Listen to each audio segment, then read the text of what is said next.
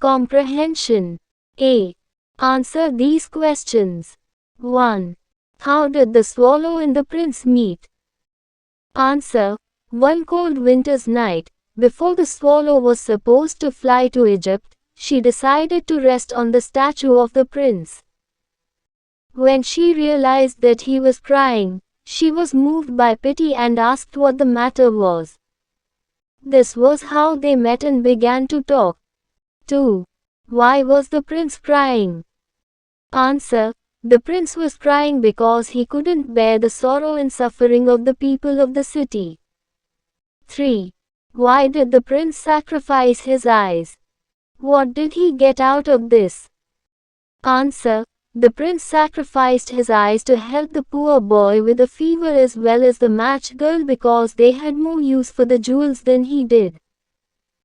The boy's mother could now buy medicines for her son while the match girl could buy some food to feed her family.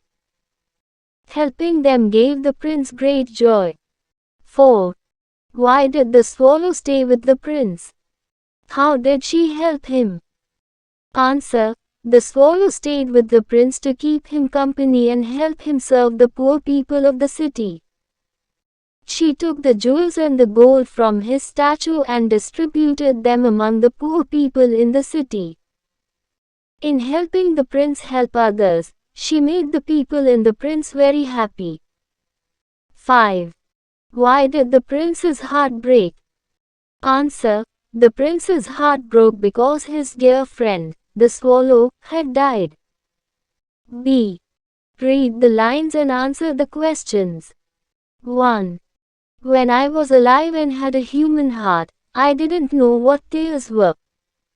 Who said these words? Why didn't he know what tears were? Answer. The prince said these words. When he was alive, he lived a comfortable life within the palace and did not know anything about the suffering and sorrow of the poor and downtrodden. Therefore, he did not know what it meant to be sad or cry. 2. And though my heart is made of lead now, I cannot help but weep. Explain the meaning of this sentence. Answer.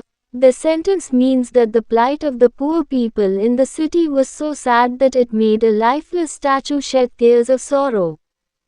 3. Then she gently fanned the boy's forehead with her wings. Who fanned the boy's forehead and why did she do so? Why did she go and visit the little boy? Answer. The swallow fanned the boy's forehead with her wings to comfort him because he was ill. She went and visited the boy to give him a sapphire so that his mother could sell it and buy him some medicines. 4. The children's faces grew rosier and they laughed and played games in the street. Why did the children's faces grow rosier?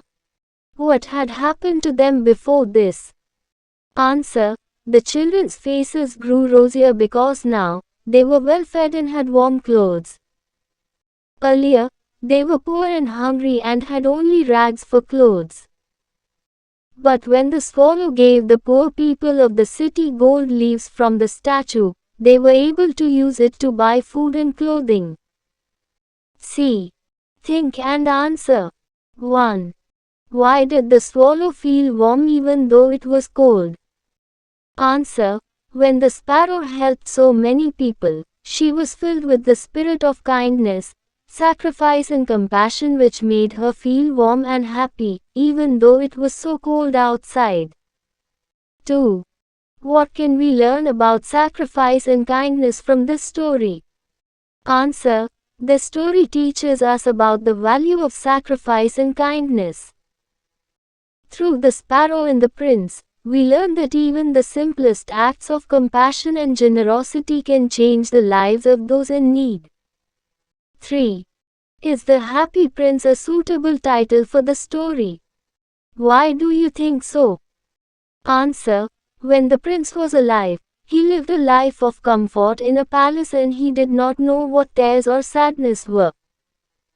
But now that he was a statue that overlooked the city, he could not help but see the suffering, pain and misery of the people in the city. This made him very sad. He discovered true happiness when he sacrificed his own possessions and helped those in need.